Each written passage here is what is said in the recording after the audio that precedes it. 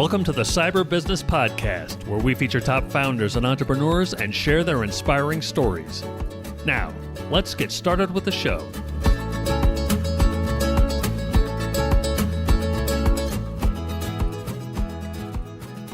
Matthew Connor here, host of the Cyber Business Podcast, where we feature successful business leaders, authors, and more. Today, we are fortunate to be joined by a Hall of Fame keynote speaker, Customer Experience Hall of Fame inductee, and an international best-selling author, and the author of the upcoming book, 100 Proven Ways to Acquire and Keep Clients for Life, The Path to Permanent Business Success, Richard Weylman. Richard, welcome to the show. Hey, Matthew, good to see you. Thanks for having me. Great to be invited. I appreciate it. Oh, it is an honor and a privilege. I'm so glad you came on. Before we get too far in, a quick word from our sponsors. This episode is brought to you by cyberlinks.com. That's cyberlynx.com. Do you know if a hacker's in your system? Most people and most companies don't until it's too late and hackers have already done damage. A hacker's job is to bypass your security, so companies need a way of knowing when someone's gotten past their security. That's where CyberLink's intrusion detection comes in. With our 24/7 Security Operations Center, we monitor your computers, networks, and cloud accounts using a combination of AI and highly skilled cybersecurity technicians in real time to detect any signs of attack or intrusion. So if a bad guy gets past your security, we'll know right away and be able to kick them out. Find out more at cyberlinks.com. That's cyberlynx.com. And now back to our show.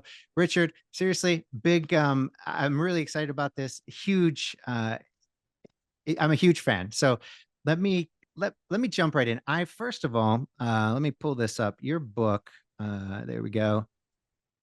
You were nice enough to get us an advanced copy so we could read it. This was actually one of my favorite books in a long time, mostly because it is so spot on, so easy to read, so actionable. Is that just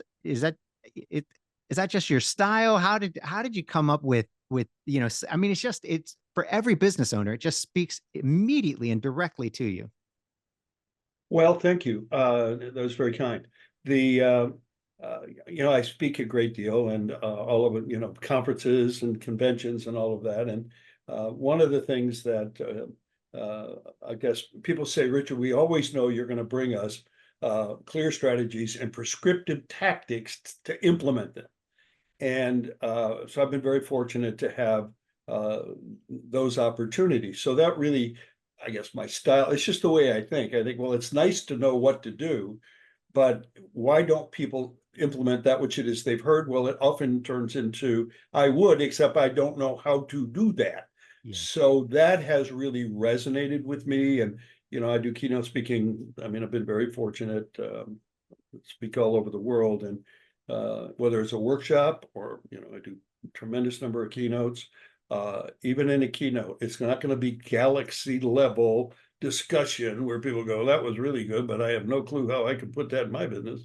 I would rather talk about 2 or 3 strategies and then say, now here's how you can put this and make it a reality in your business.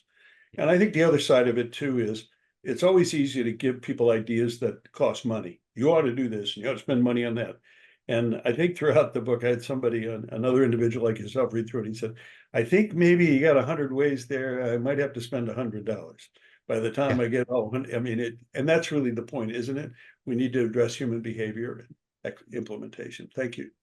Yeah, no, thank you. So you had a lot of really good stories and examples in the book. And early on, you kick off with this story about Chewy. And I was hoping that you could share the Chewy.com story with, it'd be great to hear directly from you.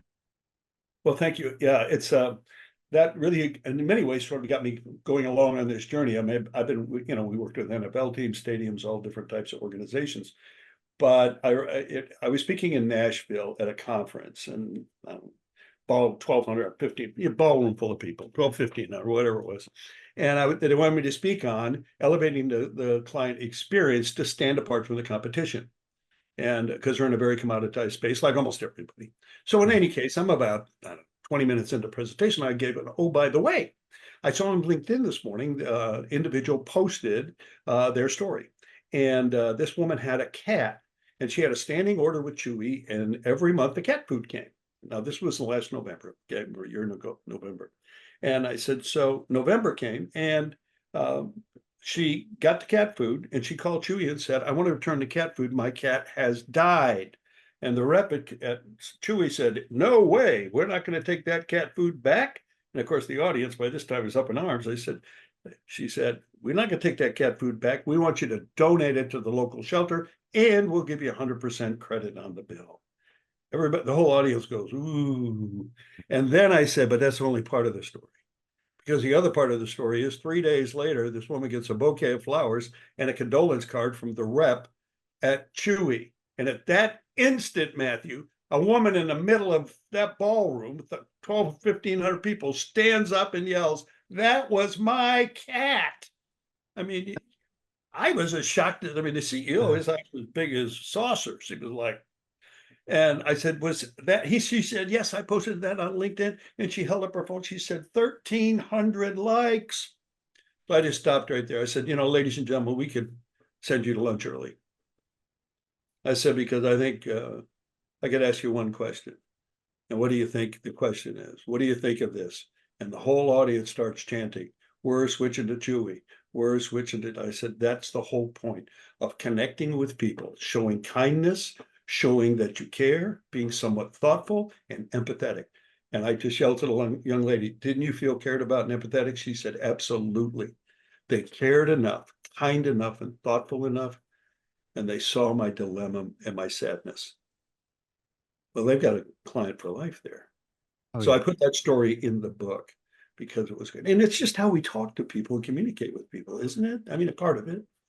100%. And I think the challenge that a lot of business owners struggle with, and you address it in the book, but I think the challenge is you want to be a professional organization. So you're taking these people, kind of off the streets, if you will, as employees, and you want to make sure that they are communicating in a professional manner with your clients or your customers, and so I think the challenge becomes, how do you get somebody as a business owner or leader or manager? Right. How do you get them to think and communicate in a way that is empathetic and kind and caring and compassionate without being unprofessional? How do you do that? Is there a line? Do they go hand in hand? How's that work? Okay, so first, a couple of quick points here to unpack that. It's easy for people to say, if I'm professional, I don't want to be too close to this, to that. I want to be professional. But what we don't realize is that people today are in a place that they are really looking to engage with an organization that, yes, they're professional, yes, they're competent, but that they also want to deal with an organization that's focused on them as people, not as an account or a transaction. So that means we've got to hire, train individuals so they're focused on people and not just pushing the product out the door. So I'll just give you a quick anecdote from my previous book, The Power of Why: Breaking Out in a Competitive Marketplace. And that book, I speak specifically on the consumer's point of view. Anyhow, the COO of Freddy Steakburger and Custard read the book, called me and said, we would like to set up a way that would be instrumental for us to better connect with our customers. So we came up with a thing called the Freddy's Way. And it's the way every employee treated people, the way people came in, the franchisees, we taught everybody. But here was the fundamental, and his name was Scott Redler. And he said, Richard, he said, I want to hire for attitude because we can teach them everything else. He said, but there's one thing you never can teach people. And it's the same thing that Truett Cathy told me many years ago. You can't train nice. Yeah. So what I do is hire somebody who's got a good attitude and they're congenial enough. They don't have to be, demonstratively outgoing, but they got to care enough about themselves. They're willing to care enough about somebody else. And that began and they just won the National Restaurant Award as the best. Wow. They beat everybody, Culver's, Smashburger. Left them in the dust. Why? Because their sales skyrocketed and just to give you an example, when you went into we do audits, we're a consulting firm too. So I did things that, you do an audit. Sure, happy to do it. Okay, we'll set it up. Well, what he didn't know, I was waiting for that. I flew in 2 days early and did the audit. I didn't want anybody, hey, we're going to get no. It was kind of like secret shopper. I love it. And I was there on a Tuesday and Wednesday. So at board meeting was Thursday, and I met with him, and he said, "So we want you doing." I said, "Well, actually, I've been to 5-year stores." "Well, you have?" "Yeah."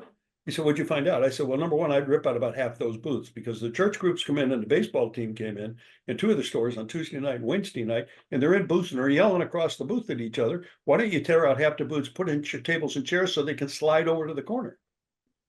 Do you think that would work?" I said, "Well, let me say this, it'd be a lot easier to clean. It'd be a lot more friendly to individuals." So they did it. Well, now it's the model for every single franchise. And guess what? As soon as they tore them out, number one, it's easier to clean, but people came because they could have their own community inside of Freddy Steak Burger and Custard, which is, like good. If the kids, let's go get a hamburger, they're not going to McDonald's in a booth or go to the kiosk. They can go to Freddy's, order it up, sit in the corner as a group and have their own sense of community. Yeah. Those are just little things that make an enormous impact on the individual relationship and experience that people have. Yeah. For sure. Well, I mean, I think that's a great point because you hear, I think the first time I heard about it was Tony Robbins talking about the difference between the first place and 10th place at the Olympics, or the people who just barely, who didn't make it. They've worked their whole lives and it comes down to a fraction of a second, right? It's this tiny little difference. And so to your point of it's these little things, like you came in as an outsider and saw something that was clearly happening that could be improved on. And a lot of times you're in the trenches as a business owner, you don't see it from the perspective of the client, of a customer, of an outsider. You're in your kind of trench and you lose focus on that. So I think on the one hand, I completely agree. And I think it's challenging for businesses to find that you talk about getting to know your customer and client deeper. Right. So I'd like to go into that, but before we do, the point of having that consultant come in and look at that. A lot of people are kind of anti-consultant, and I understand why. It's a lot of times it's just some kid right out of business school, and you're paying them an absolute fortune for stuff that you're like, really, this is not rocket science. Right. But then then you get, but in your case, it's these things where it's so brilliantly simple and obvious to the outsider. So first question, where do you find that good sort of outside assistance, be it a consultant, or do you just go, hey, have a family member go in and get, be straight with me, or how do you go about that? What would be your advice? Okay, a couple of things there they're important. Let's talk about the family member first. That's very good, but it's like doing a satisfaction survey. A lot of custom companies do satisfaction surveys. The problem with that, it's a look back. Give me a comment on how it's been going. If you're going to grow a business in today's environment and have clients for life, you better be looking forward. What it is can you improve on? So the first thing I would do is ask my customers at least once a year, what else can we do to improve the experience you're having with my team? And they'll give you direct feedback. And then, of course, the important thing is to implement it. Don't ask, how's it going? The question is, where can we go together? That's the question. That's one. Second thing is, if you're going to get involved with it, and I do speaking, and all of that. But as a consultant, people would call me and say, we want you to come and assess this and look at that. But I always felt like, that's great. I can give you a written report, but thank you. The only reason I want to be involved with you is if we can implement something. So I have a team of certified coaches, all that have been in the trenches day to day, running businesses, et cetera, all very experienced. So when we engage in consulting, one of the things we do is, it's not like we'll figure out what's wrong. No, we're going to help you implement that which it is that you want to implement. A good example is, Keller Williams. I'm sure you know who they are. Mm-hmm. Okay, the real estate company. In fact, you can go to my website. You can see Barbara Corcoran's testimony. I coached one of her teams, 97, about things they could do to elevate the experience. Okay, well, I can say you need to do this and this and this and this, and okay, thank you. But we coach them on how to implement it into their business over a period of 7 months. Now they're 5th in the company. She sent me a note, you know how to make the best the better. That's not what me. It's about helping people make the turn in the road to go to the next step, to help that CEO who's got this vision. How do you put legs on it? I'll give you one other example. May I do that? Please. Okay, I'm in a restaurant in Fort Lauderdale in the financial district. All right.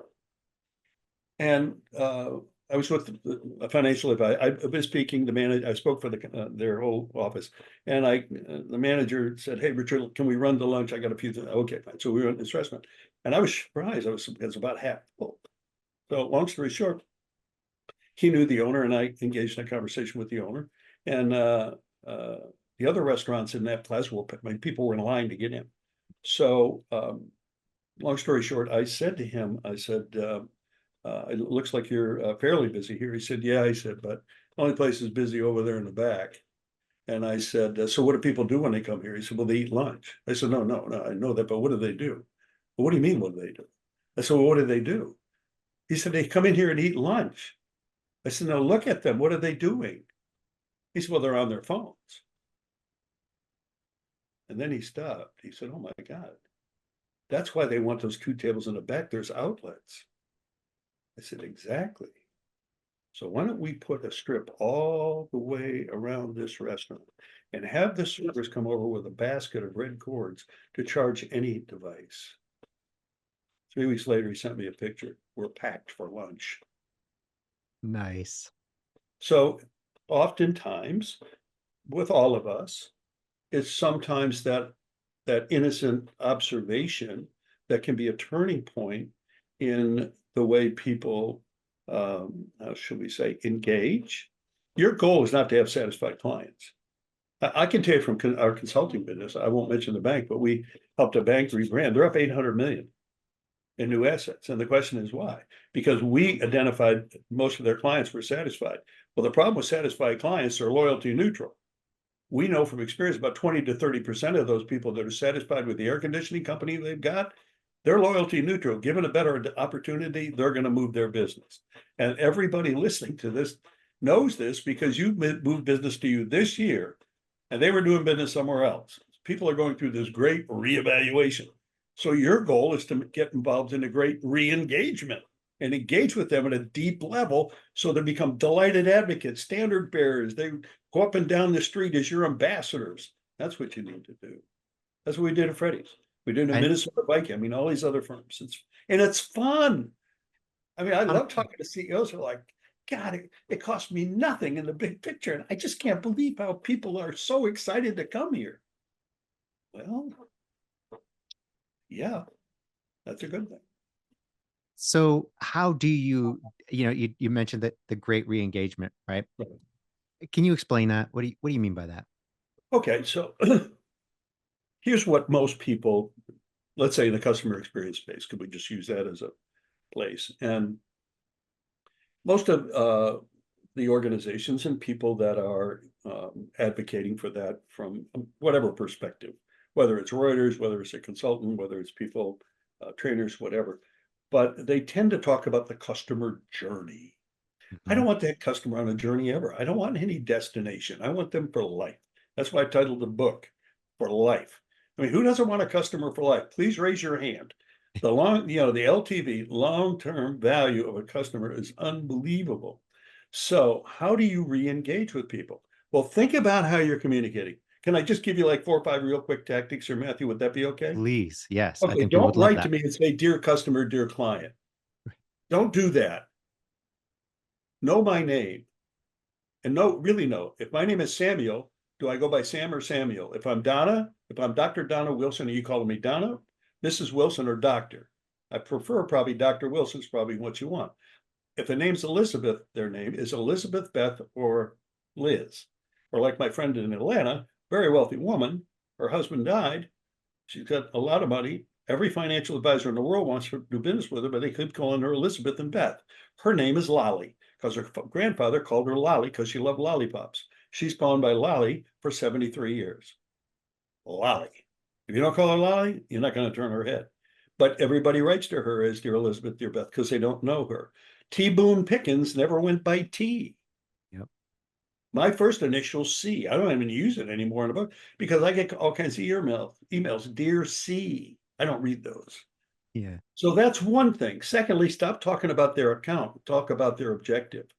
We checked your account. I don't want you to check my account. I want you to check the progress on my job. If I'm in the printing business, I'm going to call and say, let me check your account. Let me see how we're doing on your job there, Matthew. When you sign your emails, what are you signing? Best? We polled that. as a consulting firm, it's the #1 disliked signature of all. Best. And women, I can't even say some of the things my intern said. We did, call data. Women, ooh, best what? Best for who? Best for them. I mean, some people had anxiety about it. We'll just leave it at that. So what do they like? Warm regards, kind regards, best regards. Okay, so if it takes that little thing to make a difference, to make it a kind regards, warm regards, best regards, Matthew, that's good. How about, do you write to me and say, feel free to call? I got a cell phone. It's pretty much free. I pay my bill. Why don't you say, feel welcome to call? It's far more That's a good one. gracious. Mhm. Okay, if I come into your store, don't say nice to meet you, say nice to see you. Why? Because it removes the wall of uncertainty and it helps people feel like they can have a conversation. Don't call me on the phone and say, I'm following up, hi, I'm following up to see. Listen, if I'd made a decision, they would have called you already. Adults want steps. So if you're going to take one of the ways out of the book, 100 Proven Ways. What do you do? That's one, which is to call people, say, hi, Matthew, Richard Weylman. Listen, I've been thinking about the situation where you wanted to get that new car, and I've identified a couple of next steps we could take to maybe make that happen. Let's you and I have another meeting. Or you want to buy that house. I told a realtor this. I saw her Sunday. She came up, said the next couple that came in, we ended up doing a contract because they said, we'll be thinking about it. She said, I waited a week. I called them. And she said, the reason I'm calling you is because I've identified some next steps to help you get a mortgage at 6%. We need to meet. And they said, oh my God, can you do that? Don't tell people you're following up. Following up with what? I got nothing more to offer, but I really need a sale. So I really hope you buy from me there, big boy. I mean, think from their point of view. Think Yeah. about the person you're talking. Is that helpful? I think that's fantastic. I think that follow-up thing is so pervasive. It's just ubiquitous. Everybody's like, just following up. And it really is. We started using this sales training by Easton University. The guy, Matt Easton, great guy. And he said basically the exact same thing as you. He calls it the F word, follow up. But he says, he's all about next step obsessed. So when you call them up, you care about what their objective is, and you're trying to help them achieve those objectives. And so you want to be focused on what the next step is, right? And even if they don't know what the next step is, well, then what's the next best step for me? What can I do? Can I check in on, whether they'll be like, oh, I can tell you what to do. I'm not sure what we're going to do yet, but I'll tell you what to do. And it's come back next week, or, hit me up in a few days, or once we have this board meet, whatever it is. But yeah, I think that is really so important when it comes to communicating and it's just those little things. And you have so many of them in the book. And I'd like to, kind of point out a couple that I'd like you to talk about, which I think were really great. You said in here, and it kind of ties right in beautifully. People today are not just buying the product or service you're selling. People are buying the experience they have with you and the relationship and emotional bond that it fosters. I think that's beautiful. Can you expand on that? Sure. So, and just as an aside here, having had the privilege of working with all different types of from hospitality to automotive to, NFL teams, all fast food, financial services, we've done a great deal of first person interviews. So that's what got me going on this, because I would be talking to consumers and they would have a completely different view than maybe the company that had hired us to find out what their view was. And I had one guy tell me point blank, I could care less what that company thinks. What I care about is do they know what I think, which I thought was sort of a brilliant point. Mhm. I get asked that a lot. Richard, what do you think? Who cares what I think? I want to know what the people over there in the stucco house are thinking. So how do you connect in that emotional? Because all money is emotional. All purchases have some degree of emotion, and what we tend to do is say, well, I'm very logical. Well, you may be very logical, but the truth is you're emotional too. So that's going on. All right. So what are people really looking for? There are 4 things they look for. And these are fundamental to their decision. Now, obviously, competency. You can't be in the air conditioning business and tell them you sell cars. Let's be real here. You got to have competency. So let's decide that's there. In a commoditized world, which almost everything is today, Yep. what I identified through all of these, hundreds and hundreds and hundreds of interviews, there are 4 things that keep coming up. And it's what people are looking for. When you talk about an elevated experience, you're right. They want a great outcome, but they want to feel like, now hear this, that they're in the right place with the right fill in the blank, salesperson, firm, they just want to feel like, God, I'm in the right place. So how do you demonstrate, not talk a straight, demonstrate? Big difference. I sold cookware door to door, never sold one in a box. I got in there, cooked, they bought. Vacuum cleaner, sold them door to door, no problem. So, well, cemetery, I didn't demonstrate cemetery plots, but the same point. So what's the point? A lot of people talk about how people listen and look. People are already skeptical. So they want somebody that is thoughtful. They want someone that is kind. They're looking for an organization that cares enough to do enough discovery to find out what they really want to solve their problem. And just critically important is they want somebody that's empathetic, to see their point of view, to realize that you may think my situation is not unique, because you've heard 1,000 people say my situation is unique, and you've heard it all before, but you're empathetic enough to not jump me. Yeah. So the challenge always becomes, well, I'll just say, like I mentioned this in the book. One of the there's a kindness activist, Sema Tabar, and he said people remember your kindness long after they forget your title.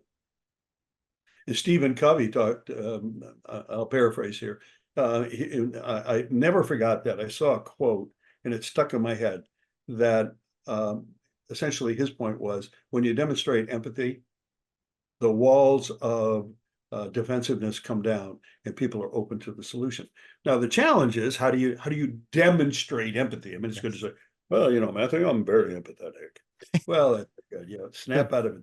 Yeah, and we're happy for you. Anything else you want to tell me? I'm a wonderful person. So, all these things do not connect.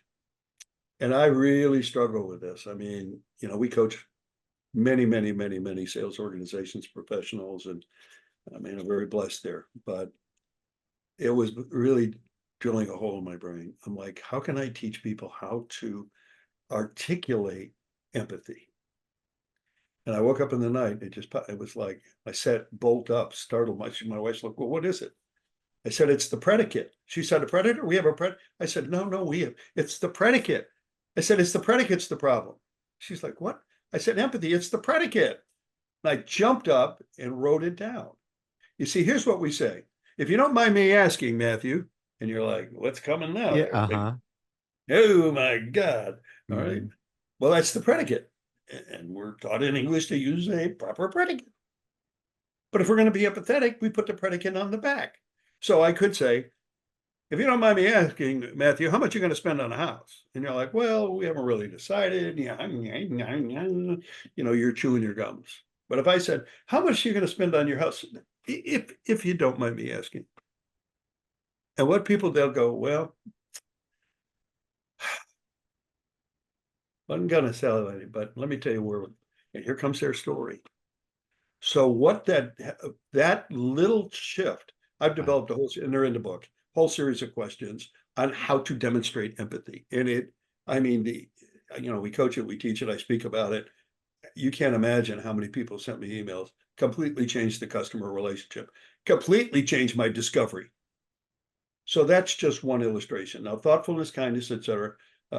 Not to belabor the point, but may I give you one other example? Please do. Yeah. Okay. So as salespeople or marketing people or service people, we're taught to get right to it there, young lady, get right. Well, that all, fits really well in somebody's brain. But the truth of the matter is, in today's world, this great reevaluation and great reengagement, if you're going to engage with people to get them to do business with you, you got to give them some room to tell their story. So we put, I can't even tell you, hundreds of interviews, and Salesforce just did one and almost got the exact same finding, the way people communicate. So here's what happens. Well, thanks for coming in today, Matthew. What can I do for you? Oh, we're glad you came in. It's really nice for you to come by. So how can I help you? So, hi, I'm calling about getting my air conditioning fixed. Well, how can I help you? Well, okay, good luck with that. And so when we talk to consumers, they say, we hate it. It's so aggressive. It's like, why don't they let me talk? I was like, good point.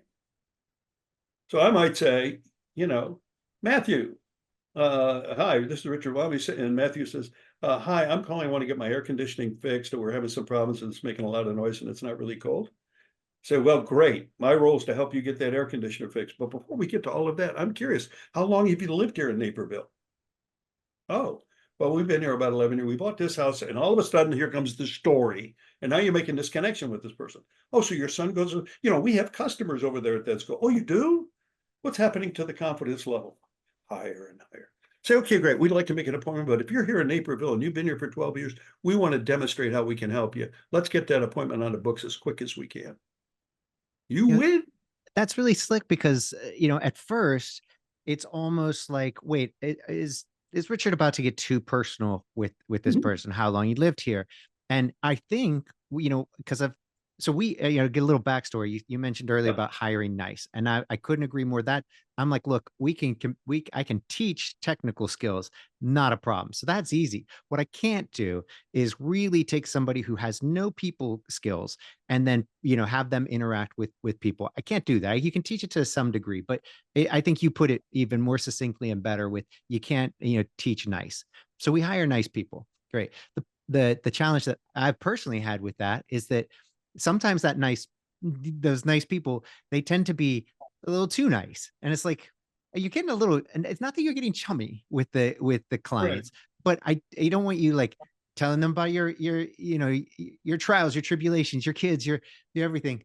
If it comes up kind of naturally and they're talking about theirs, and but having that balance. But what you did there was so beautiful because you can systematize that.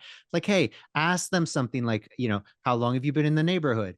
Great. And then bring it back. Well, for you, that was really brilliant, and something that you can, again, systematize, make it, hey, look, here's a nice little kind of model. Go ahead and use this. You want to get personal. This is a great way to have that bonding experience. Let them talk about it, and then bring it back to, because you're this, we can help you achieve what you're doing, and we value that in you. I think that's brilliant, and And you I've build never a heard that. connection. You build a Yeah. connection.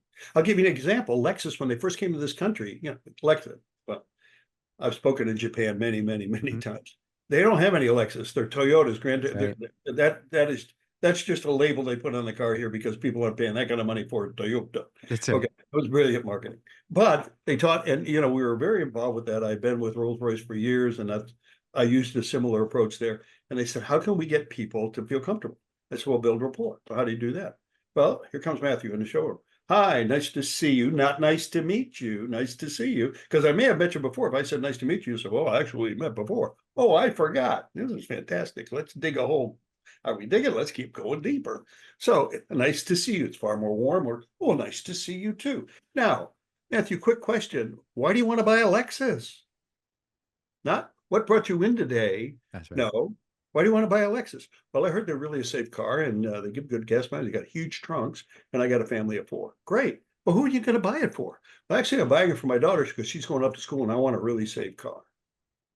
Those 2 questions, the only question left is, what color do you want? Do you want a 350 or 450? That was it.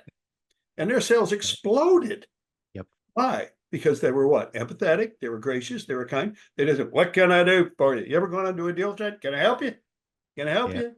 I don't know. Can you? Do you have the Yeah. capability? Are you smart enough? I don't know. But That's people do right. that in sales too. I mean, I see, another tactic that I put in 100 proven ways is stop asking people, are you with me? So let me explain. Okay, are you with me, Matthew? Are you smart enough to keep up here, or am I in over your head? I don't know what your educational level is, but mine's really good. And I'm smart. I'm really smart. So if you can't keep up, I'm sorry. This may not be for you. No. Or another one is, is this clear? Is this clear? Are you with me? Do you understand what I'm trying to convey here? I mean, who says this? Yeah. What is it I haven't explained to you properly? Right. Have I said this in a way that's helpful? Yep. And when you're all done and you think you've answered every question, you say, now, what other topics do you want to talk about today? And people go, well, and particularly when you're in a service business, people say, well, I just had a teamwork coaching, very, very successful team in the financial business. And I told them, they said, yep, we wrapped up to me. I said, did you ask the question? What question? What other topics would you like to talk about today? Why would we do that? I said, because they set the agenda, but you may have reminded them of something. So the very next meeting, if they're all done, and the lead advisor said, oh, one other thing. What else would you like to talk about today? And the guy said, well, as a matter of fact, my brother-in-law just sold his company and he's got $2.5 million that he's going to get now. And he's trying to figure out where to put the money. And he asked me to ask you. And he said, I forgot completely about it. See? Brilliant.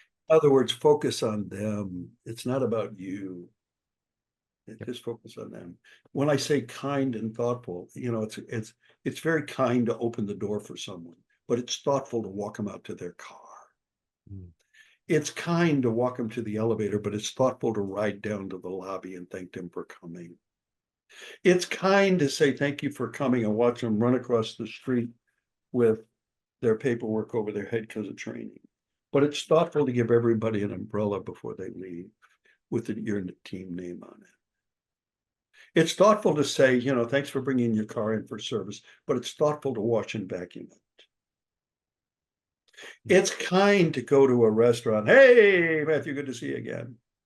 Yeah, we like that table over in the corner. I like to get. Great. And the next time you go in, they say, oh, Matthew, saw you made a reservation. We got that back table there for you, big boy. Yep. You're going to keep going back. You go to the dry cleaner and you say, I like to get my shirts folded. I went into one this morning, dropped on. I walked in and said, oh, Mr. Weylman, we got you. Shirts folded, right? Kind, thoughtful. Yeah. Am I going back? Yeah, that would be a yes. First, to pick up my shirts, but secondly, I'm going to keep going. I was at a office today. May I share something with you very quickly? Please. Okay. This is the parking sign.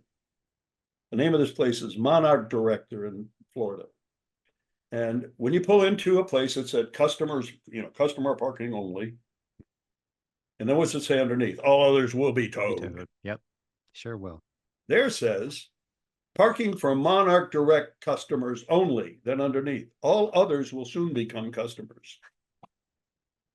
I love that. Now, would you want to do business with these people? That would sort of be a yes. Yeah. Yeah. Not only is it kind of humorous and a take on the norm, but also it kind of invites you in and tells you you're gonna be happy here. You just don't know it yet. Yeah, and you know what? People pull up there, they got a problem, they want to get a sub. When they see that sign, they're a prospect. It reframes the whole discussion. They kind of go in curious. What's this going to be like? Now, right here in town, there's a guy that runs a fantastic art display, big sign, customer parking only, all others will be towed. And I stopped in there and I said, what you ought to do is change that to come into the gallery for your free parking validation. Much better take on it. I mean, what does that take? Can we go with nothing? Nothing. I always like nothing. What's that cost? Let's go with nothing. If I call your office, I'm sorry, he's on another line. Would you like to leave a message? No, I don't want to leave a message. Hi, thanks for calling.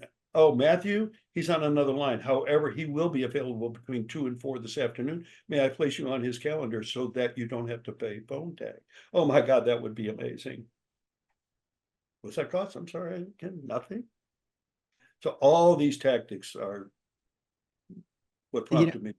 As I was going through your book, I couldn't help but kind of see the resemblance and of when you go to a really nice hotel, like you go to the Four Seasons, right, and you get excellent service. You're taken care of.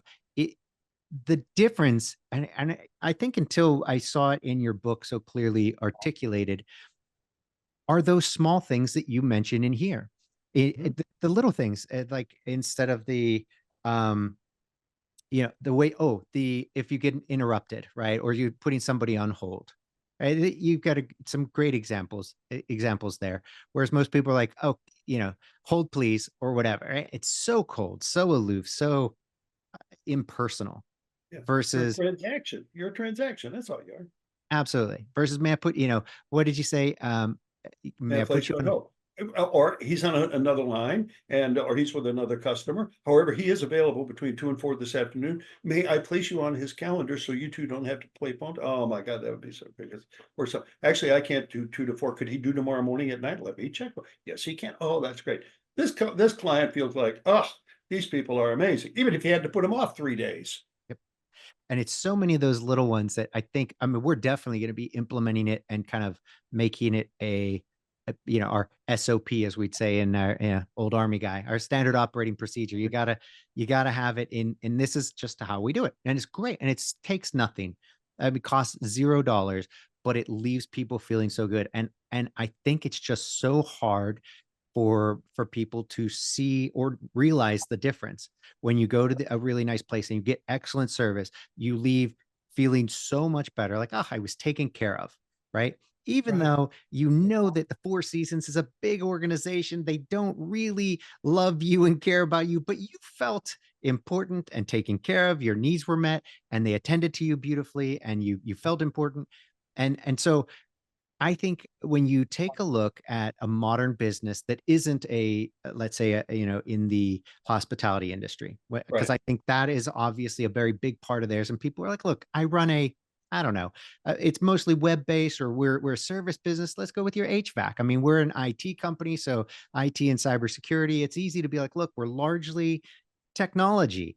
Okay. But as I tell all my guys, we're really, um, more like therapists first and then technicians. We're holding their hands, calming them down, getting them to step back from the ledge, and then we help them with their problem. First and foremost, you got to make sure they feel good and taken care of. And so I'm getting to a point here, and I think that when you take a look at these modern businesses where it's largely, a lot of the transactions are online, how do you implement what you're saying? And like, I think Amazon's done a great job of being customer focused. And people would say, oh, but they're really not. I mean, oh, I disagree, because how does it make you feel when you can say buy now and boom? Ugh, it sets the standard, right? So it's not yeah, it's convenient, but it's how it made you feel. So what's your advice on how do you improve how you make your customers and prospects feel, in their interactions with you? I know that's huge as a broad one, but I Oh, think a it's lot good. of people It's walk a away with. great question. It's a great question because one of the fundamentals that people have psychologically is they want to feel like they're belong and they love structure. So, when Bezos started, if you will, way back, I mean, all the way back in when he was sitting at the table in the office, he wrote down, I want to build the most customer-centric company in the world. And that's been his guiding focus. And for anybody listening to this, doesn't matter what your role is, sales, marketing, service, CEO, COO, I will tell you, customers are going to have an experience with your organization and with you, and you're the one that gets to decide what it's going to be. And that's what Bezos has done. He stayed focused on that all the way through. Now, people say, yeah, but that's a big company, et cetera. They can afford to do that. But the root is their culture is we want to put the customer. That's why it's prime, customer prime. Okay. But you're right. When you click, it pops up on the screen. They've got all your data already stored. You wanted this address or your other address, whatever the case might be. So they make it easy to do business, but you feel appreciated because you immediately get a thank you. You immediately get the tracking. You immediately get notification. It's on its way. Oh, by the way, it's been delivered. And then you get, what else can we do for you? And the next time you go back, it tells you what you bought last time and other suggestions you might make. So what have they done? They've taken technology and used it to build a sense of community and relationship with their, I call them constituents. And that's what clients are. They're your constituents. They're voting for you every single day. They're either advocating for you or they're not. So how do you do that in any business? I work with Engadi, which is a big AI company in Mumbai, and huge. I mean, 30,000. I mean, we have a huge dynamic organization there all over that part of the world, sub-Indian continent. But I think what's important is they personalize and humanize everything. When you set up, I'm going to say, when you set up your account with them, they don't call it an account. They call it my Engadi. So fill out this so we can personalize and humanize. And it makes a huge impact on people because people feel like they belong to there. There's a bank in Israel, second largest bank in Israel, Bank Leumi.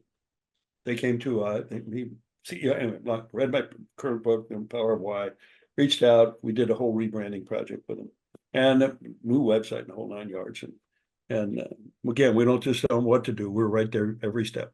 So we're down now to the final. We're excited about the new website. It's going to be great.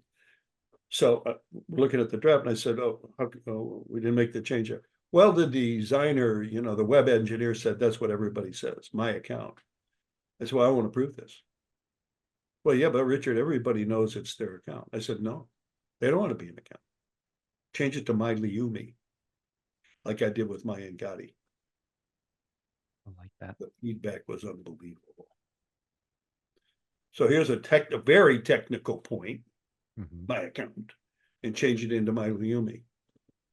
Yeah. You could call it my homepage. Okay. You could call it my investments. You could call it my goals. You could call it anything except your account. If you're in the medical business, your health. Richard's health. Matthew's health. Matthew's mortgage balance. What's that cost? I'm sorry, again, somebody help me understand. How about pretty close to zero? Okay, so when you think about these things, a lot of the times the standardized way of doing things gets in the way of personalization, humanize it. Well, nobody does it like that. That's a perfect opportunity for you to get right on that. That's right. Because it makes all the difference in the world. It's like when we were doing the Minnesota Vikings and they're building a new stadium, and they asked us to come in, and I worked with the CEO, Kevin Ward, who's now CEO and president of the Bears. Anyway, when he was building a stadium, and we just walked through it, he showed me a lot of things, and I said, well, you're selling all these suites for a lot of money. What's the experience going to be like? So elevated the furnishings, elevated, again, back to the cords. They had cords for every device you could possibly think in, put another 2,000 TVs in that stadium. Wow. And then we taught the part-time people that serve food, never to point. If you come in and say, where's the restroom? It's over. No, don't do it. It's over there. Right. Where is it? It's over there. Open your hand. Be gracious. When you go through security, don't call it security. Call it must pass through here to be a verified fan. And then give the kids a sticker, and they're excited about it instead of crying in line. Yeah. And if you want to sell parking spaces, make them wider and double the price, because people don't want to ding their doors. That's right. Anyway. I love that. I mean, those are all just such beautiful examples of looking at it from the customer perspective, and and prioritizing their experience. And I think I commend you on putting together a tactical how-to in your book. This is, I think, going to be a huge success. I'm looking forward to the launch on the 13th. Is that right? Of March? The 12th of March is if you order the book now, let's say March 12th, they ship. So if you're a Prime member or Barnes and Noble, they have a new phrase now. Anyway, it'll be in your delivery package on the 13th. Yes. Fantastic. Well, Richard, this will go live the week before your book comes out. So if you could tell everybody before we part ways here, where they can order your book, where they can find out more about you, find out more about your book. Well, you're very kind. All right, so you can order the book from any major book, Barnes, Noble, Igloo. I mean, they're all, even now, Canada, UK, they've already got the websites up even in Europe. It's the lead book for the London and the Frankfurt Book Fair in April. So that's where all the countries go to buy license rights. So I'm very blessed with that. But you can obviously get it on Amazon. If you want to go to my website, you can get a free first chapter. There's lots of information there. People who have commented, and my website is Richard, Weylman, Richard, Weylman.com. And you can go there. And I've also just put up in the last week and a half or so about 20 little 2-minute videos to sort of help you think through some of these things we've talked about. They're all free. I mean, I don't need all that. Just go to the resource page, drop down the videos, and you'll see them. And it'll just give you some brain food. And then you can download a chapter free. The first chapter, you can read that just to help you get on the path. And then you can order the book right there, and you'll see the links in all the bookstores and Amazon. They're all there. And the book will be shipped next week on the 12th, and it'll be in bookstores on the show. Barnes and Noble sent me an email. We're on bookstores on the 12th, and I'm doing a national tour for them, a bookstore signing. So, but in any case, I really hope you enjoy it. And I also, if you look up Bob Berg, B-U-R-G, and go to his on LinkedIn, Bob Berg, He has decided, he wrote the book, The Go-Giver. I'm going to do an hour podcast with him to answer questions on the 26th of March for anybody that's bought the book. He'll send you an invitation. And you know, it's an honor system. It's like, don't send the receipt.